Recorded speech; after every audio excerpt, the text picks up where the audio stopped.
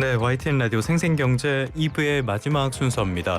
최근에 삼성이 굉장히 어렵다라는 소식 여러 차례 전해드렸는데요. 오늘은 삼성 그리고 중국에 대한 이야기를 나눠보려고 합니다. 더구루의 오소영 기자 전화로 연결하겠습니다. 기자님 나와 계십니까? 네, 안녕하십니까? 네, 안녕하세요, 기자님. 저희 어제 방송 중에 속보로 전해드렸던 소식인데 한종희 삼성전자 부회장 아직 나이도 그렇게 많으신 게 아닌데 별세를 했네요.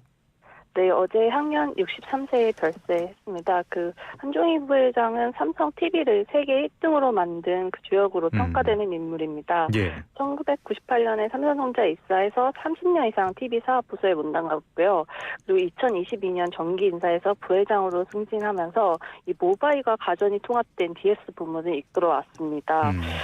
저도 이제 삼성전자를 개인적으로 출입을 하면서 오랫동안 이제 곁에서 배웠었는데 예. 해외 출장을 다녀오면 꼭 그 기자들이 뒷불에 참석하셔가지고 오랫동안 사업에 관해서도 좀 이야기 나눠주시고 그래서 좀 언론들이랑도 되게 활발히 소통하시려고 노력을 하셨고 호탕하고 좀 유쾌했던 분으로 기억을 하고 있습니다. 그리고 후속 인사에 대한 얘기는 지금은 좀 조심스러운 분위기입니다. 아무래도 아직 장례가 진행 중이기 때문인데요. 그래서 삼성도 당분간은 그 자리를 공석으로 남겨둘 것으로 보이고요.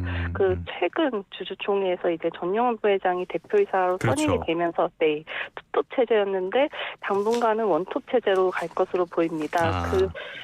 대신에 이제 TV 사업을 담당하는 용서구 사장 그리고 모바일을 담당한 노태문 사장이 있기 때문에 이 두 분이 한종희 부회장의 공백을 조금 메워주지 않을까 싶습니다. 그러니까 세트를 총괄하시는 분인데 밑에 사장분들도 있으니까 일단은 공백은 그렇게 크지 않을 것이다라고도 생각을 해볼 수가 있겠습니다. 이분은 1988년에 신입사원으로 입사를 하셨죠. 그 다음에 지금 부회장까지 올라가셨으니까 굉장히 입지전적인 인물이신데 일단은 고인의 명복을 빌고요. 다음 이야기 계속 이어가 보도록 하겠습니다. 이재용 회장이 직접 못 가서 안타깝다라는 애도를 표했다고 하는데 왜 직접 못 간 겁니까? 네, 지금 이재용 회장은 중국 출장을 하고 있기 때문입니다. 예. 지난 23일부터 이틀간 중국 개발 포럼이 열렸습니다.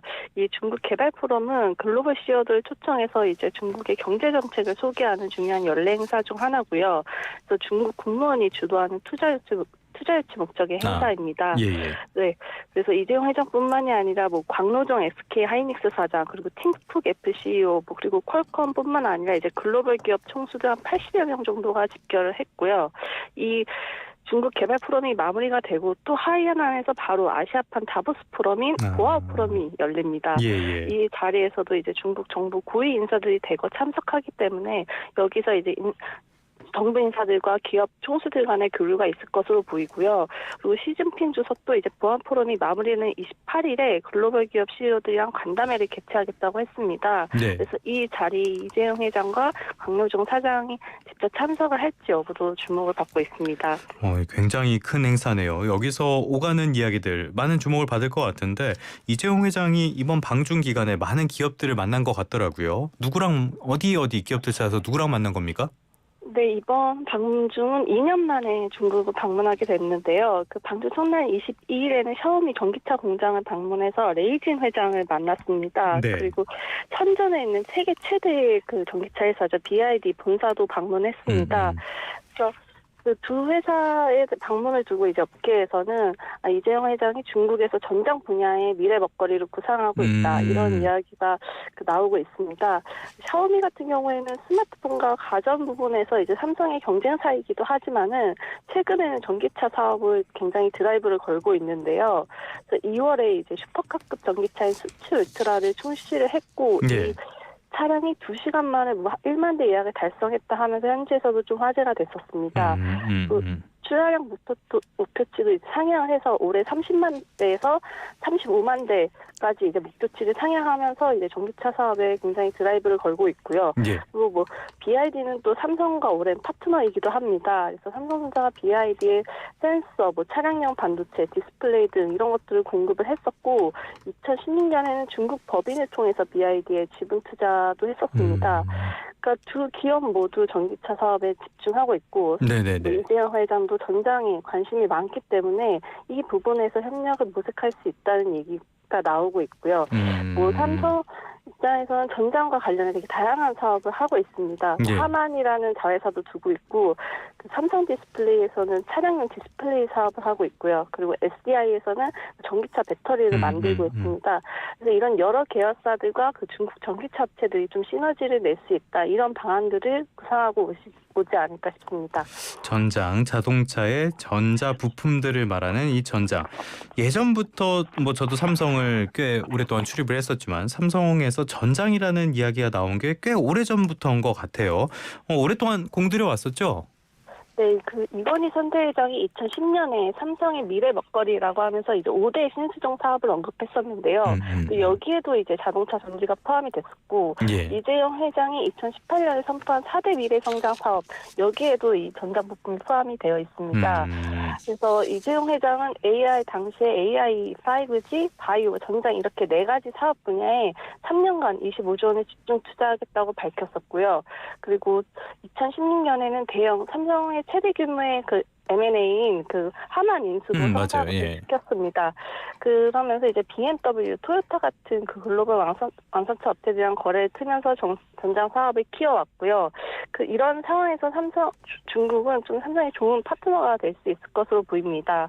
그 중국은 지금 전기차 뭐 캐즘이다 하면서 어렵다고 하는데도 불구하고 성장하는 전기차 시장입니다. 중국만 성장하고 있죠 지금. 네. 예. 그래서 작년 같은 경우에도 보더라도 작년 상반기에는 그 승용차 판매량이 33% 증가했고요. 그리고 네. 2023년 기준으로는 그 현지 승용차 시장에서 전기차 점유율이 35% 이상입니다. 이런 좀 막대한 내수를 바탕으로 해서 중국 기업들이 해외에서도 두각을 나타내고 있고요. 특히나 뭐 BYD 같은 경우는 요새 또 테슬라 너무 안 좋다 이런 얘기 많이 나오는데 지난해 판매량이 테슬라의 2배였습니다. 그리고 뭐 영국에서는 올해 1월에 테슬라 추월했다 이런 얘기도 나올 만큼 해외에서 활약을 하고 있어서 이런 중국 기업들의 활약이 삼성과 잘 협력으로 이어진다면 삼성 전장 사업의 성장에도 큰 도움이 될 것으로 보입니다. 말씀하신 테슬라 지금 실적 자료들을 보니까 유럽 쪽의 판매는 뭐 거의 반토막 수준의 그 정도가 됐더라고요. 그런 상황이기 때문에 중국 전기차 시장에 주목할 필요는 확실히 있어 보입니다. 자, 전장 이야기를 지금까지 짚어봤는데 삼성이 중국에서 하는 사업 당연히 전장만 있는 게 아니죠. 또 어떤 게 있습니까? 네, 반도체, 스마트폰 등 여러 가지 사업을 하고 있습니다. 그 삼성이 중국 사업을 처음 시작한 게 1985년에 홍콩의 그룹 중국 총괄을 세우면서였는데요. 예. 투자가 이제 본격적으로 시작된 건 1992년에 한중 수교를 맺은 그 이후입니다. 네네. 그래서 텐진, 수저우, 웨이하이 이런 곳들의 자회사를 세우면서 2010년대 초반에는 23개 계열사가 중국에 진출을 했었고요. 그 이건희 선대회장도 2001년에 중국에서 사장단 회의를 열었는데 그때 삼성의 운명은 차이나 파워에 달렸다. 이런 이야기를 할 정도로 중국 시장의 중요성을 굉장히 강조했습니다. 그리고 2013년에 시안의 반도체 공장이 지금 설립이 되면서 이제 삼성의 중국 투자가 정점을 찍었었는데요. 2010년대 후반부터는 조금 중국 공장들이 정리되기 시작을 했습니다. 그래서 통신장비 공장이라던가 스마트폰 공장, PC 공장 이런 것들은 순차적으로 폐쇄를 했었는데 이거는 아무래도 이제 중국도 인건비가 점점 올라가고 그렇죠. 베트남, 인도 등으로 이제 공급망을 하다 보니까 생긴 어떤 전략의 변화로 보이고요. 다만 그 현지에서 평가하는 거는 기존에 있던 노후화된 공장들을 좀 줄인 건 맞지만 오히려 첨단 제조 기술을 변신하고 하면서 이제 반도체, 배터리 중심으로 투자가 늘고 있다 이렇게 평가를 하고 있습니다. 그 실제로 시안에 있는 반도체 공장이 삼성의 중요한 메모리 생산 기지 중 하나인데 여기도 지금 생산 라인을 계속 더 업그레이드하는 작업을 하고 있거든요. 그래서 그 낸드 사업을 보면은 이게 그러니까 더 많이 층수를 올릴수록 저희가 고성능 낸드라고 불리는데요.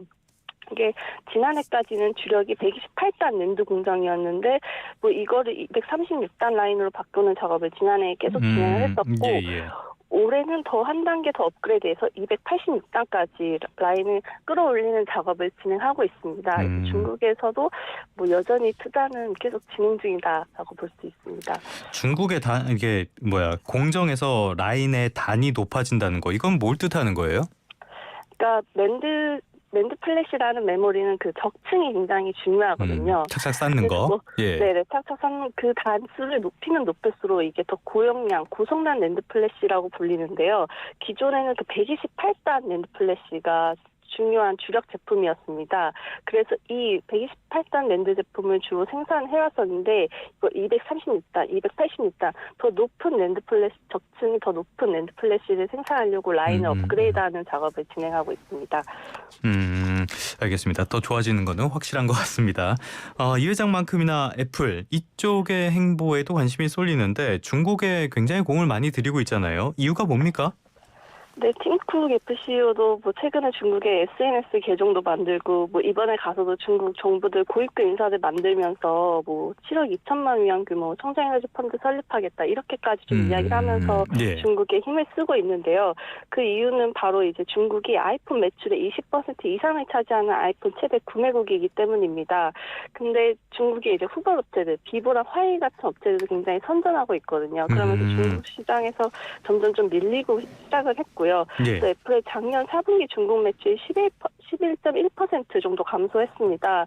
그래서 아무래도 중국이 굉장히 중요한 시장이라고 애플도 여기고 있기 때문에 지금 현지에 가서도 인사들도 만나면서 굉장히 활발한 활동들을 하고 있습니다.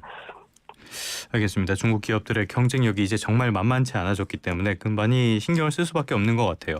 그런데 지금 최근에 국제 흐름을 보면은 트럼프가 중국 계속 견제하고요. 무역 장벽을 높이고 있는 그런 흐름들이 있는데 그런데도 불구하고 기업들은 중국을 놓지 못하는 것 같아요. 그 이유는 뭐라고 보십니까?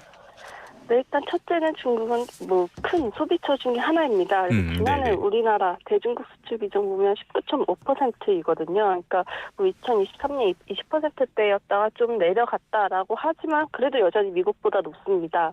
삼성전자만 보더라도 이제 지난해 중국에서 약 65조 원의 매출을 올렸는데 이는 유럽이랑 비교하면 거의 2배이고요. 그리고 국가별로도 보면 가장 많습니다. 예. 그리고 이제 또 하나 중국은 세계 최대의 공장이기도 그렇죠. 한데요. 예. 네, 그래서 한국수출은행에서 이제 해외 통계 발표한 거를 보면은 한중 수교 이후에 한국의 해외 투자 중 중국 비중이 2007년까지 40%대, 그리고 2017년까지 20%대였습니다. 그러니까 상당히 많은 기업들이 이미 진출했고요.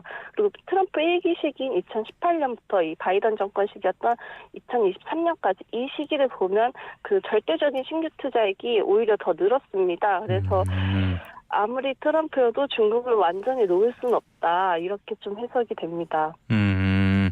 알겠습니다. 워낙 큰 시장이다 보니까요. 그렇게 쉽게 포기할 수 있는 시장은 아닌 것만은 분명합니다. 우리 같은 나라에서는 이쪽과의 관계도 계속 신경을 써야겠죠. 지금까지 더구로의 오서영 기자와 함께 삼성 그리고 중국에 대한 이야기 나눠봤습니다. 오늘 말씀 고맙습니다. 네, 감사합니다.